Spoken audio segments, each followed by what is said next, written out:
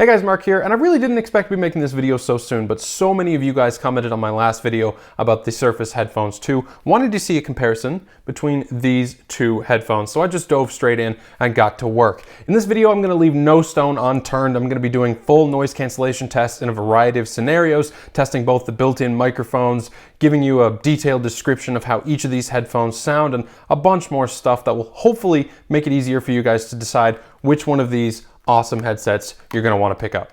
So as usual, let's start with the design. The Surface Headphones 2 adopts the same outer shell as the previous version, with the exception that it comes in a new matte black color, which is totally okay in my book. I love the look of this headset, even if it is a bit on the thick side. The ear pads are nice and soft, and although the headband could be a little bit cushier, it's decent. Most of the headset is made from plastic, but it doesn't really feel cheap. It seems like it could take a beating, and it passes the stress test without much creaking. To control the Surface Headphones 2, the outer portions of the ear cups are equipped with these beautiful rotating dials, as well as a touchpad for playing or pausing your music in the center of them. The left ear cup controls the amount of noise cancellation you want, and the right ear cup controls the volume. For I/O, the Surface Headphones 2 has a power button, microphone mute switch, USB-C port for charging, and a 3.5mm jack for wired listening. The Sony XM3s share a similar matte black coating, although both these headsets are also available in the inferior silver color. These headphones are a fair bit slimmer in profile, so they look a bit more sleek on your head. The XM3s are just as well built as the Surface Headphones 2, and I've owned and used these headphones for the past year and a half without any sort of durability issues. The stress test does produce a fair bit more creaking than the Surface Headphones 2, but that's likely just to do with the age of them.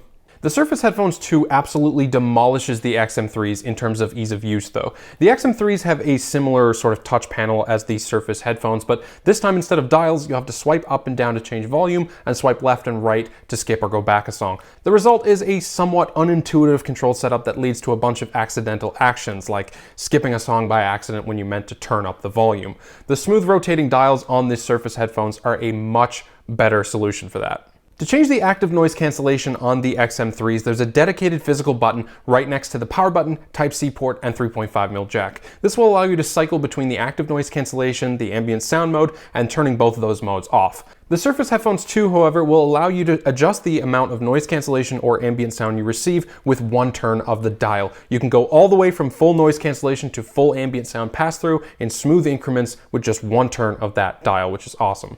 The other thing that's worth mentioning is that a lot of people have had trouble with cold weather with the touchpad on the XM3s. It seems to occasionally spaz out and activate the touchpad even though you didn't actually touch it. Sony's fix for this is to allow you to disable the touchpad in the software, which I guess is a solution. Either way, I only ran into this a couple of times in the year and a half that I've owned these headphones, so for me it isn't a big deal. But I think the Surface Headphones 2 is the clear winner when it comes to design and the controls. Comfort, on the other hand, is a slightly different story. This one's entirely subjective and you guys might feel differently about it, but for me personally, the XM3s are the slightly more comfortable headset. Even though the ear pads are a little bit thicker on the Surface headphones, the headband on the XM3s is thicker and more comfortable for longer listening periods, and I find that makes all of the difference when wearing each of these for a long time. Don't get me wrong, neither of these are uncomfortable, but if I had to give one of them the edge, it'd be the Sonys. The Surface Headphones 2 comes in with full multi-point Bluetooth support, meaning I can be connected to both my iMac and my OnePlus 8 at the same time, and playing music from either of them will switch to the other device seamlessly and automatically. This is a huge deal for me, and I didn't realize how much I missed it when I was using my XM3s, which only have limited multi-point functionality. With the XM3s, you can connect one device for music listening and one device for calling, but that's it. If you want to switch media playback devices, you actually have to disconnect from the one you were just using before connecting to the one that you want to switch to. Okay, battery lifetime. The Surface Headphones 2 have gotten an upgrade in this department over the previous gen, but still caps out at an advertised 20 hours. In my somewhat limited experience, they get a little bit less than that when you're using the noise cancellation consistently, and I'd estimate that they get around 17 to 18 hours of use. The Sony XM3s, being the battery life king when it comes to noise cancellation Bluetooth headphones, gets a crazy amount of battery life at around 25 to 26 hours, even after owning them for about a year and a half. Both headphones charge very quickly through their respective Type-C ports though, and unless you're going to go on multiple transatlantic flights with no way to charge your headphones, I don't think battery life is going to be an issue for either of them. Microphone quality is something a lot of you value very highly, and you'll be happy to know that the microphones that are built into the Surface Headphones 2 are very good overall. Obviously, these were just meant for taking calls or using the new dictate feature to take notes, so They didn't absolutely blow me away or anything, but they did absolutely blow away the microphones on the XM3s. I've been in multiple scenarios with these headphones where the person on the other end had a hard time trying to understand what I was trying to say. And if you're going to buy these with the intention of using them for Zoom calls, I seriously pity the person on the other end. Now, had the Surface Headphones 2 released at a different time, I might have been able to go outside and test the noise cancellation in public transit or on an airplane like I did with the XM3s. But given the fact that I'm stuck inside like most of you, I'm gonna have to run this test a little bit differently. What I'm gonna do is place myself in the center of my surround sound home theater setup and play some different noises through the sound system. I'll stick my lavalier microphone inside the ear cup so that you can hear exactly what the headphones are doing to the sound. First, we'll start with the sound of a coffee shop.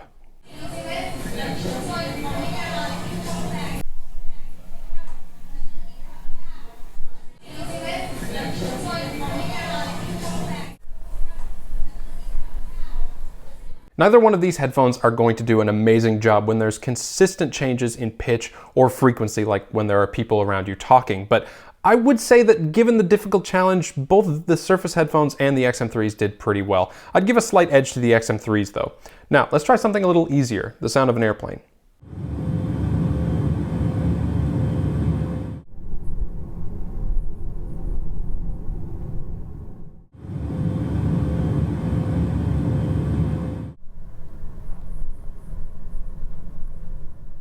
This test pretty much confirms my suspicions. The XM3s do a better job of canceling out the noise of the airplane cabin overall. The Surface Headphones 2 wasn't far behind though, which is pretty impressive given that the XM3s are easily the best noise cancellation performers I've ever heard. The Surface Headphones 2 actually do a better job when it comes to the opposite of noise cancellation though, the pass-through mode. I suspect that this has something to do with the fact that the microphones are much better, but my voice sounds very natural when the headphones are on my head and I'm speaking out loud with the pass-through mode on. Both of these headsets come with a companion app for fine-tuning the sound and for changing some settings. They both include equalizers with presets for changing up how the headphones sound, but I just leave them on their default settings. Speaking of how they sound, I guess we better dive into that rabbit hole since that's probably the biggest reason why you're here. To start, let's talk about codecs. The Surface Headphones 2 got an upgrade in this department over last year's model with the inclusion of aptX support for low latency and high quality streaming. The XM3s also support aptX but include support for LDAC2, which is an even higher quality codec. Overall, the sound quality of both these headsets are great. The Surface Headphones 2 has a bit more of a flat sound than the Sony's overall, and in songs like Letter by Yuri Horikawa, I think they had a bit more of an expansive soundstage as the pencil scribbles across the paper. Another song I use to test out headphones is Silent Shout by The Knife, where in cheap headphones the powerful bass will muddy with the mids as the other instruments start to come in. The Surface Headphones 2 did a good job overall and still had a pretty tight low end, but the XM3s could produce those deeper, more resonating tones more faithfully. Both headphones performed very well with a song like Hotel California though, with the XM3s coming out ahead with just a bit more clarity. What all this means is that even though I think most people will be very satisfied with the sound quality of both these headsets, if pure quality is what you're looking for, the Sonys are going to be the ones to pick. One final comparison I have to make here is the price. If we're looking at full retail pricing, the Surface Headphones 2 are $100 cheaper at $250 compared to the Sony's $350. Now I've personally seen the Sonys go for about $250 as well though, and if better active noise cancellation and sound quality is what you're looking for, the Sonys might be the better deal at that price point.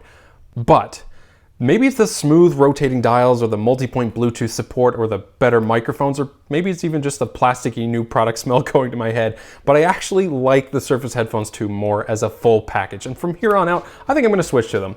Hopefully this video was helpful to you, and if it was, give it a like and maybe consider subscribing to support my channel, and as always, have a great day.